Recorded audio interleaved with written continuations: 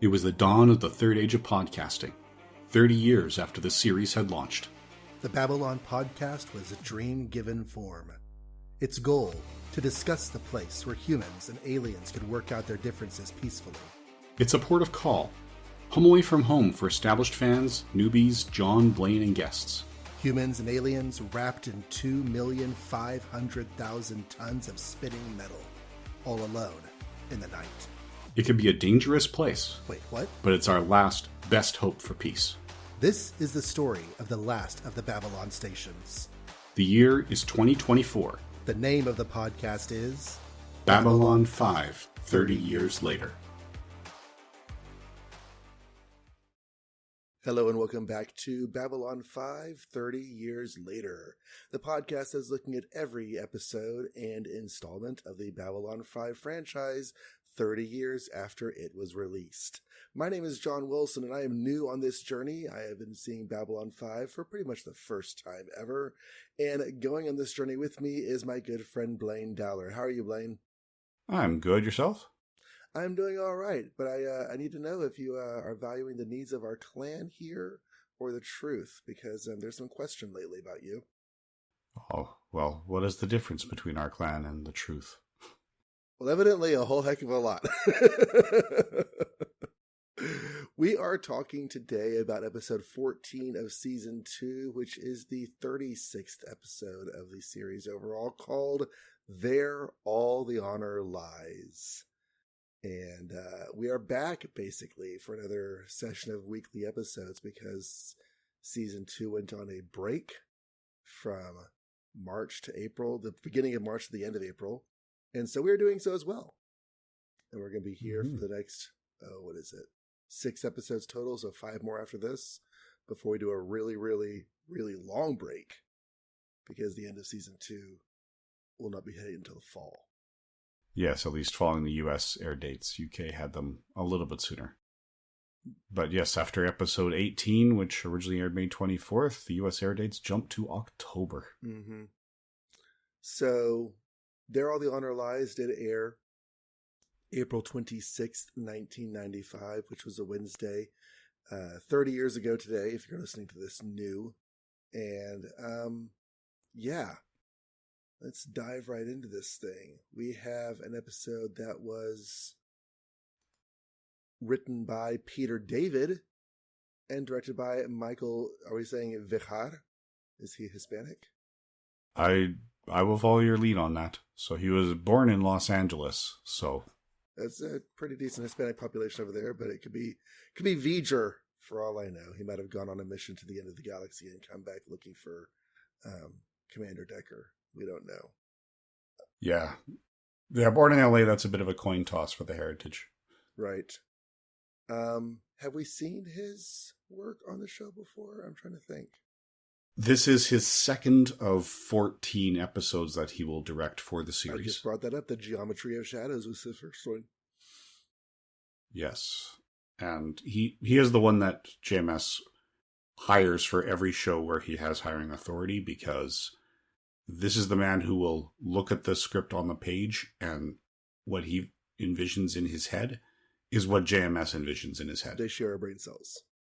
Yeah, this is the one who does the best job of capturing what JMS wanted. So, and I don't think he's the only one who's had that experience, because not only was JMS consistently hiring him, this guy also directed 11 episodes of Star Trek Enterprise, 13 episodes of Voyager, 7 episodes of Deep Space Nine. Don't forget several episodes of Magnum P.I. Very important. But yeah. Yes, 2 episodes of Lois and Clark, 1 episode of The X-Files. So, and he'll his biggest impact on Babylon 5 will be in season 3. So I'll be looking forward to that. But yes, so he did the Geometry of Shadows. He's here for There All the Honor Lies. More eye-catching to me is Peter David's hand on the script here. I believe we have had a previous script that was done by Peter David that ended up not actually being that much done by Peter David. Is that right?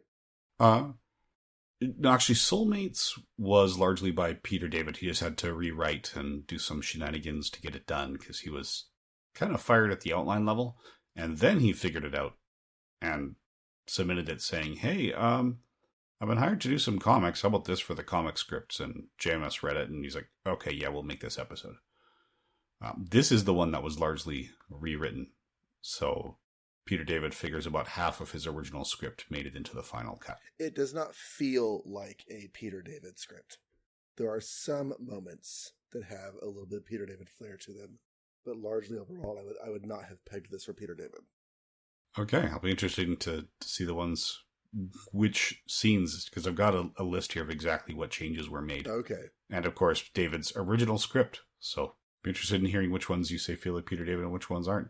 Well, just usually Peter David comes across as having a certain wit that sort of infuses most scenes that he writes, even the serious ones. And I didn't feel like I saw a whole lot of that in this. But yeah, it's definitely one of the more serious Peter David scripts. So, but not entirely. Basically, well, we can get into it, but there's A and B plots, and one of them has the comedic moments, and the other one doesn't. It's kind of partitioned. All right. Okay. Well, speaking of plots, this episode is pretty simple. It's largely a mystery, and mysteries, the drama is in the unfolding of the discovery of information. I'm not sure that's going to make great for synopsizing. So, essentially, at the beginning of the episode, Sheridan is on station. He comes across a hostile Minbari. They tussle, and he grabs a gun on the ground nearby, a PPG, and shoots the Minbari and unintentionally kills him. But he was doing it in defense for his life because the Minbari was very hostile. This exchange, he looks over and he sees that it is seen by another Minbari, a man we're going to learn is named Ashan. And basically Ashan says that Sheridan was the aggressor, that Sheridan killed the other guy with no cause. And over the course of the episode, Lanier and Ashan are from the same clan. And turns out the third Minbari was also from the same clan.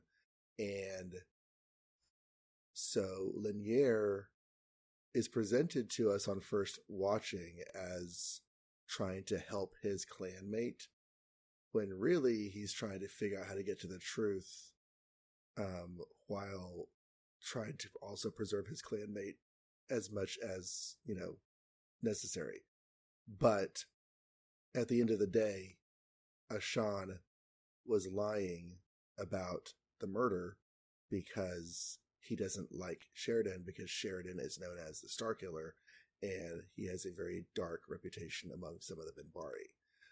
Lanier volunteers to let Ashan leave and take the fall for him so the honor can be satisfied somehow, but they get enough of Ashan's confession on recording to keep all that from happening.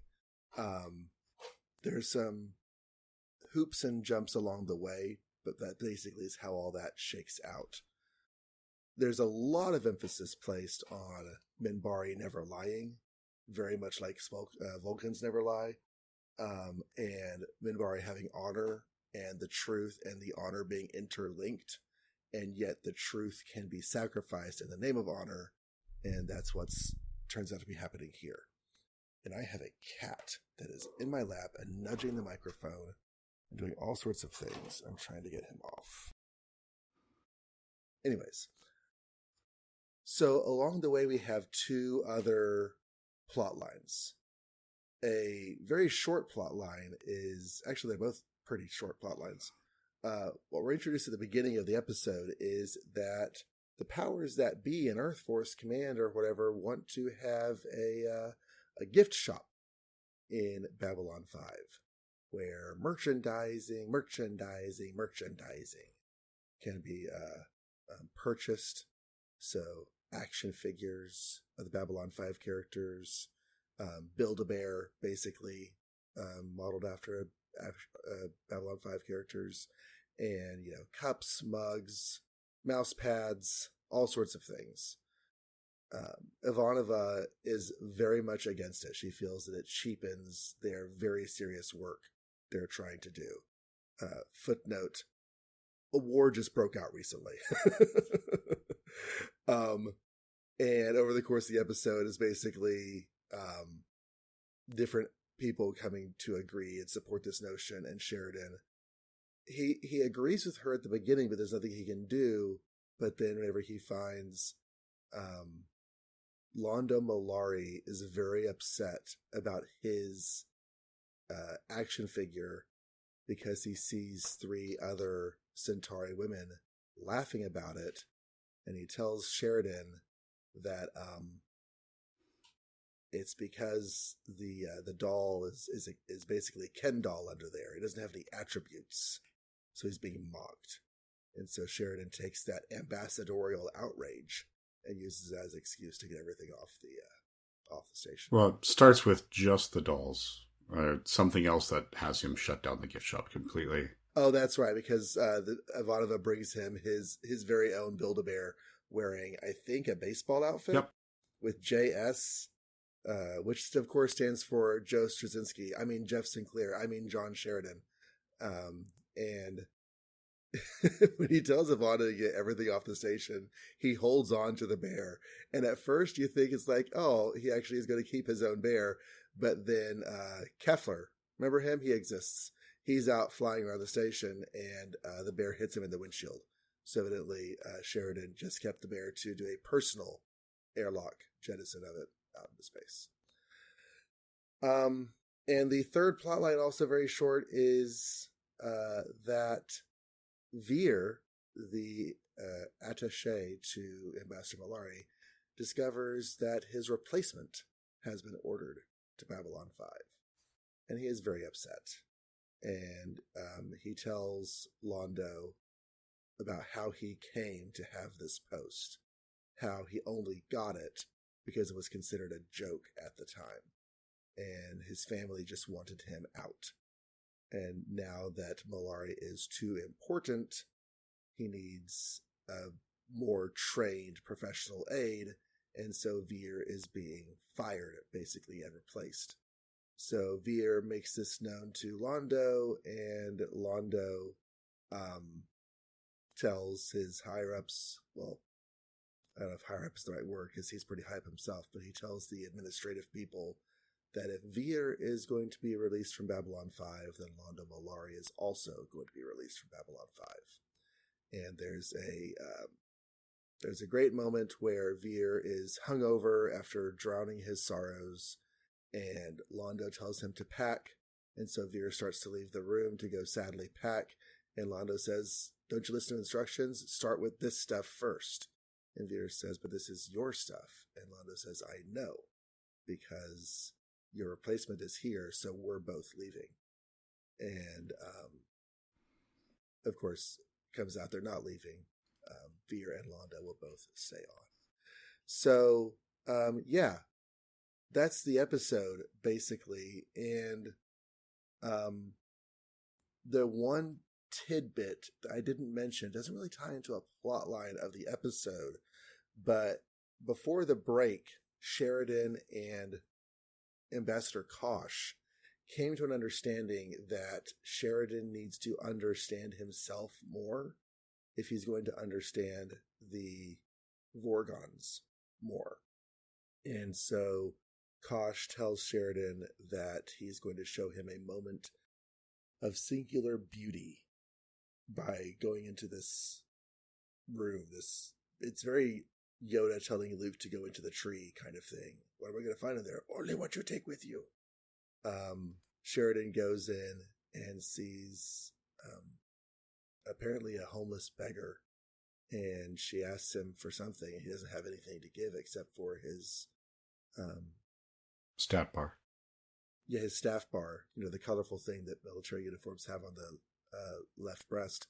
And it has, some precious metal content to it. So he gives it to her, and the hovel erupts is too violent a word, but basically is swallowed up in song and light. And Sheridan has a moment. We'll talk more about that in a moment. So, yeah. Looking down our list of peoples in this episode, she's almost a non-entity because she comes in and it makes a lot of sense for her to come in, but she doesn't do anything. And that's Julie Caitlin Brown as Guinevere Corey. She comes to the station to be Sheridan's lawyer because Earth Force is going to bring an indictment against him because they're trying to preserve the relationship with the Minbari. So she shows up to be his lawyer, but she doesn't actually have to do anything. I think she has like 5 lines. Yeah, and this is Julie Caitlin Brown, who we knew as the original Na'Toth in season 1. Okay. So she's been recast without the makeup in a new role. She was the one who was most impacted by the rewrites.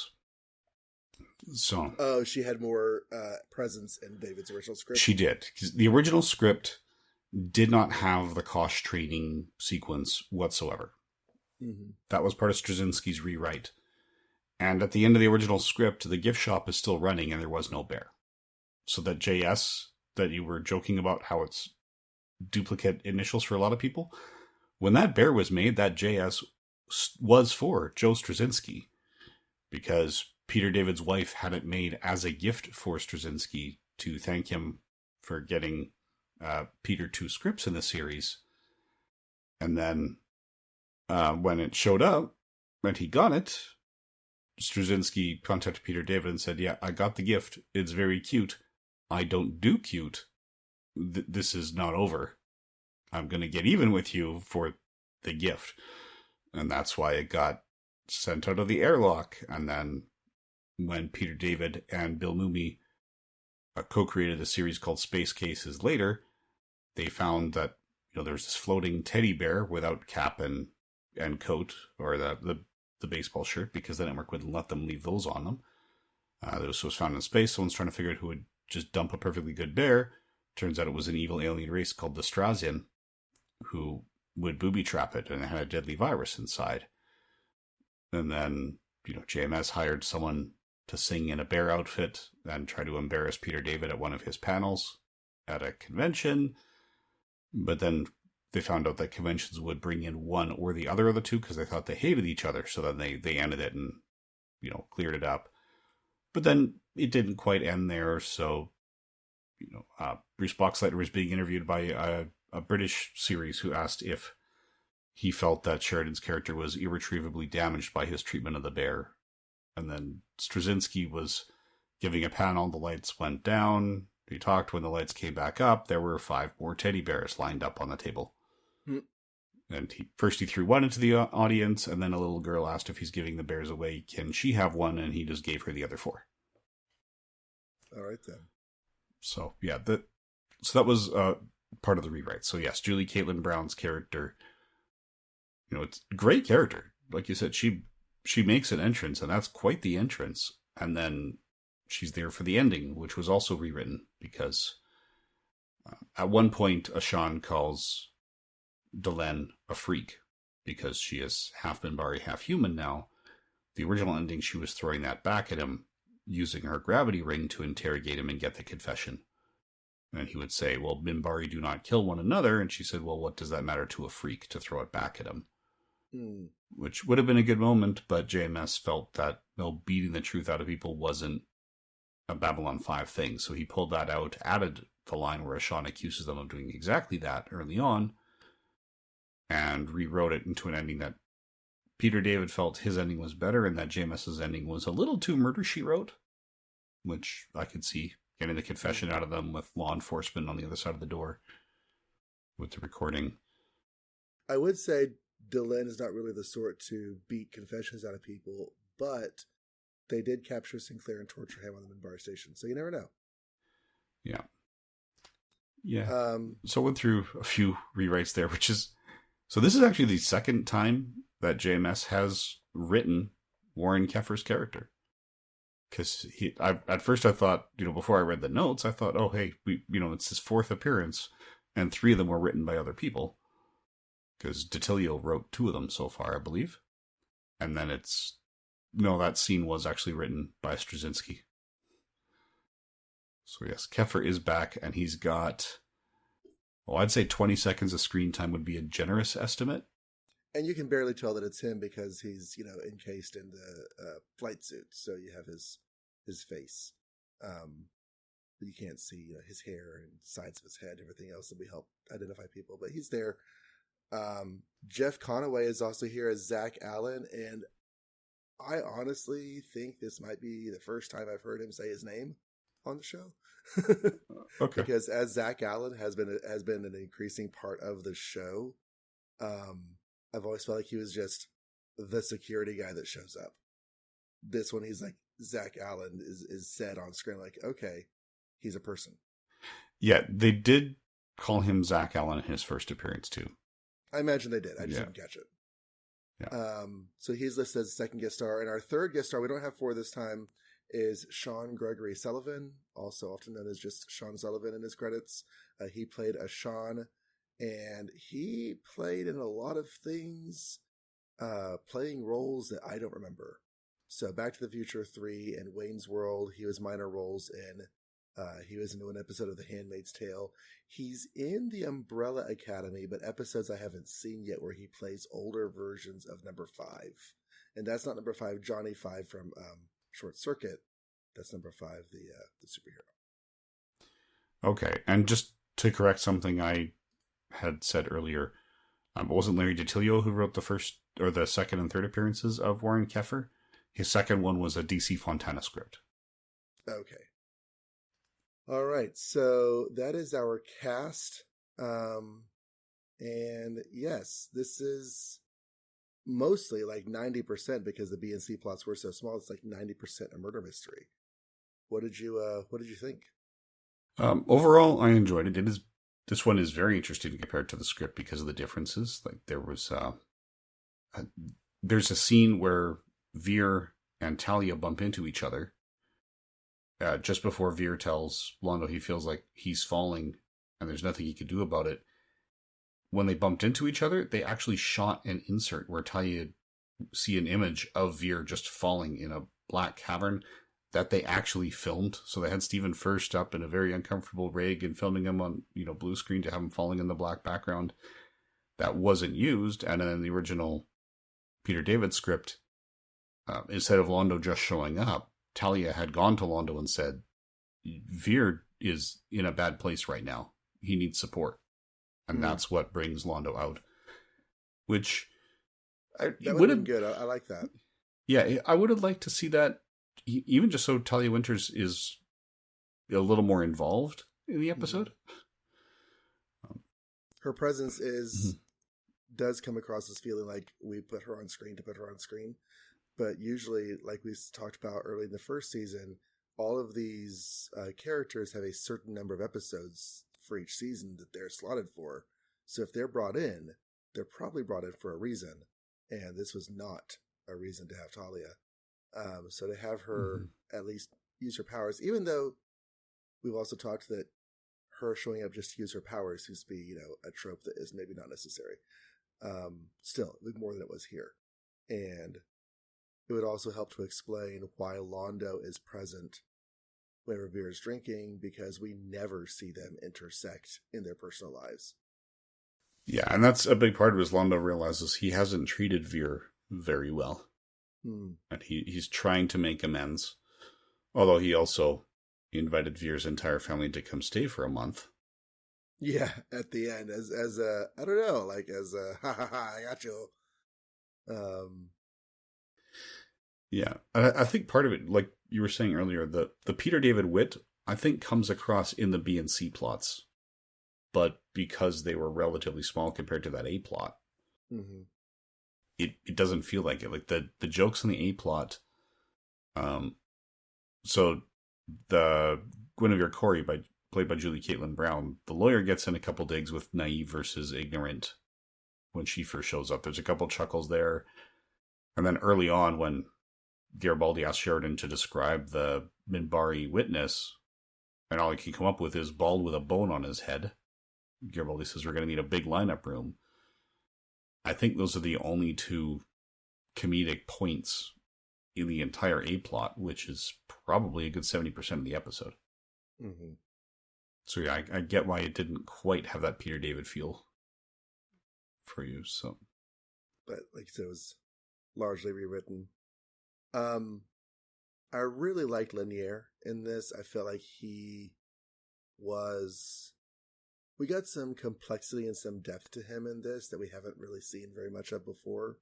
And a lot of that comes from him having to work with conflicting loyalties and us as viewers seeing his actions in one light before we've seen the end of the episode and seeing some of those actions in another light once we realize what all's going on.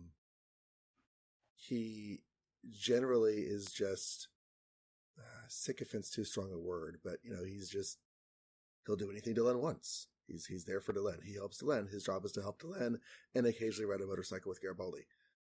But this, I feel like we got a bit more, like I said, complexity out of him.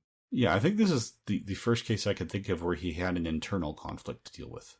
Yeah, that's a good way to put it, because with your writing, that's what you want. Yeah, he's internal conflicting here.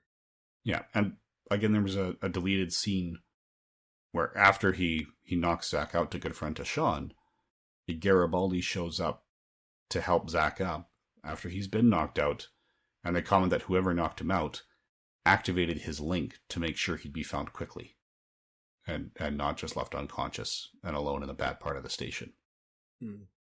So, which would have been a nice little character beat for Lanier, showing that, yeah, he does care, but again, it would have stretched that part out but a little bit, right? It might have added more to the runtime than they could afford, because there were things that they had to cut. I don't know if that was one that was cut before or after it was filmed, because we don't have Straczynski's draft of the script. Right? We just have Peter David's.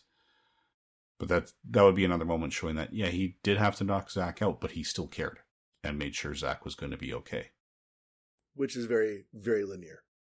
Yes. Garibaldi is involved in the episode very tangentially as part of, helping investigate, and because Ashawn is a bit of a security concern, he's involved with that along with Zach Allen, but they're sort of sidelined. And Ivanova is also just relegated to minor points. I feel like Ivanova has not had very much to contribute to stories. Like, she's either peripheral or the primary focus, but not just like a member of the ensemble, in ways that Garibaldi has been. Yeah, because Garibaldi's role as security, he can get in and do some of the investigation, even though Lanier makes more progress because the Minbari will stonewall Garibaldi and cooperate with Lanier. That's not at all a slight against Garibaldi in this case. That's just the politics. But yeah, I see that with Ivanova. I mean, here her task was to deal with the gift shop, and Sheridan even says, no, keep her out of this because of the ugly politics of his accusation of killing the Minbari, because people were canceling meetings with him. They could tell there was going to be an upswell, and he was supposed to have to permanently step down as commander, which was the entire point, was to get the Star Killer off of Babylon 5, because the Minbari were not happy with that position. Yeah, it's worth saying that the motivation behind everything came out to be that certain Minbari, especially members of the clan that Ashawn and Lanier both belong to, want Sheridan off the station. It's funny because it didn't like a lot. We talked about with the comics how when Sinclair was brought onto the station, we originally thought it was like a universal decision on the Minbari's part, but turns out there's more division of that than we thought. Well, there's a lot of division on whether or not Sheridan should be here, and a lot of Minbari are not happy about it because he was involved in the war, and he helped achieve Earthforce's greatest victory in the war. I think it's been called their only real victory during the course of the war. So he's not exactly looked up to by any of the Minbari like Sinclair was by some. Yeah, he is actually the only one who took down one of their major battleships. Right, the Black Star. Yeah.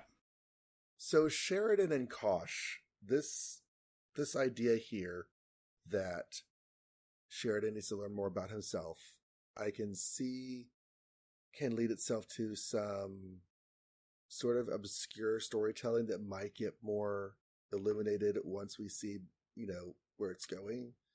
Kind of like how in The Karate Kid, all of the chores that Miyagi had Daniel doing turned out to be movements in various karate moves. So I'm not entirely sure what this moment of beauty was. It felt very disconnected to everything else. But I assume that we're going to be seeing development after this. Yeah, that's a fair assumption. So, again, not going to get into much detail, but yes, this is part of a journey. So, I'm not necessarily tired of Kosh being a mystery wrapped up in an enigma, but I would like for, at some point, to get a fact, just one, about Kosh or the Vorlots. That's okay. That's coming. Yeah. Oh, I know it's coming. It's all coming eventually. We still have 3.5 seasons ahead of us. Three and a quarter seasons ahead of us. So yeah, it's all coming at some point. Yeah.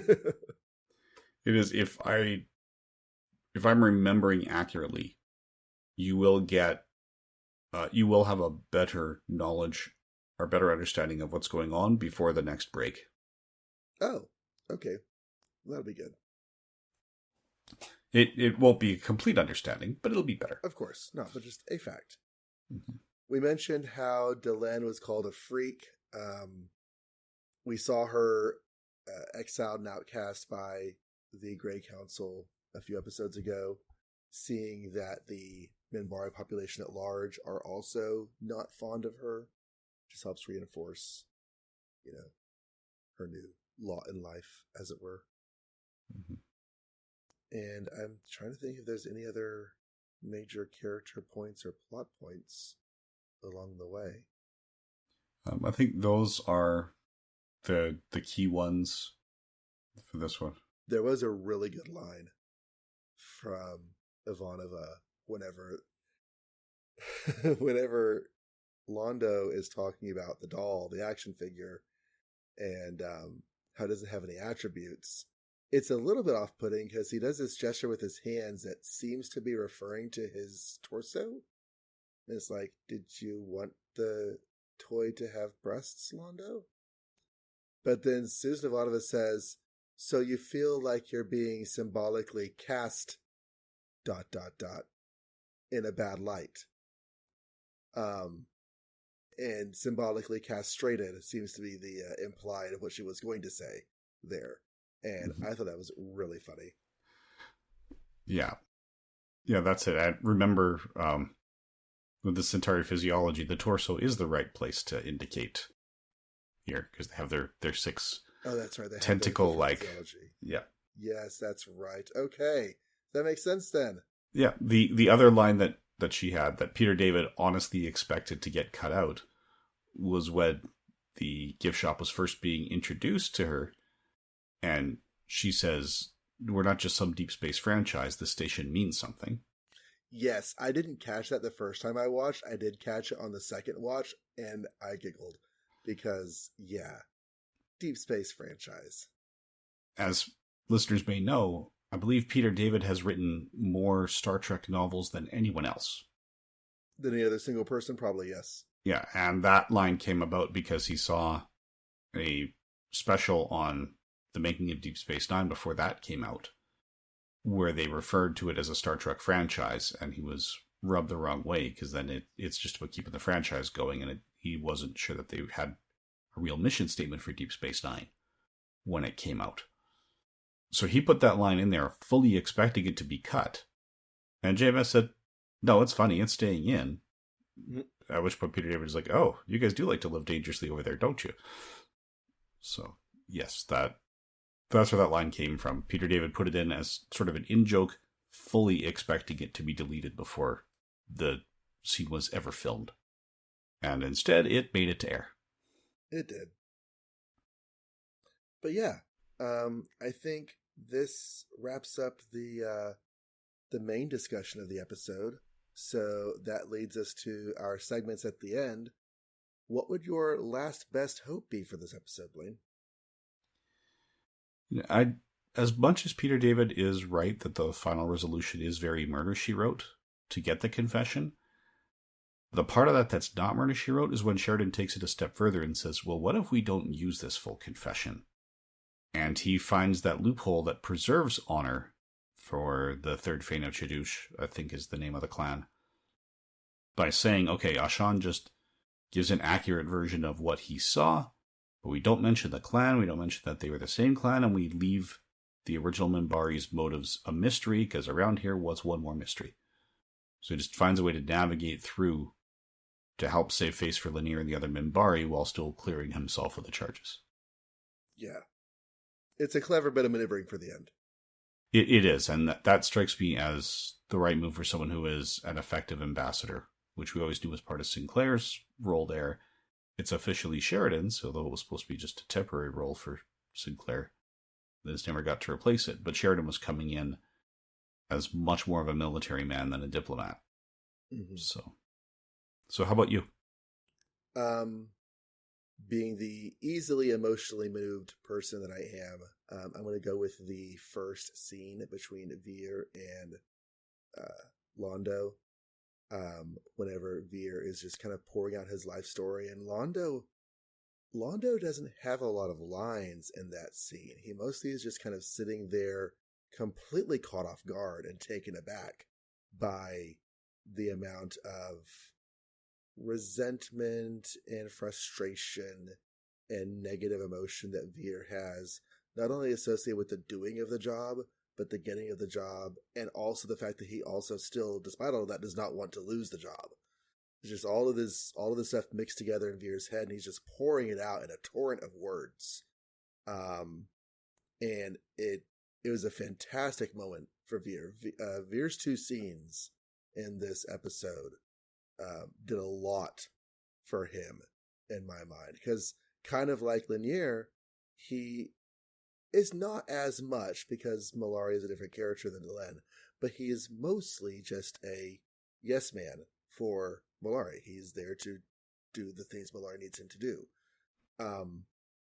But this gave him a bit more of a person to him, and I felt like his emotional frustration and everything else in that first scene were really, really powerful.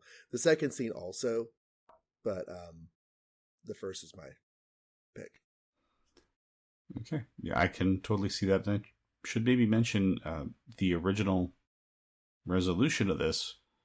When Ivanova went to the gift shop to yank out all the Londo action figures, she would have been told that someone just came and bought all the action figures and a PPG squirt gun.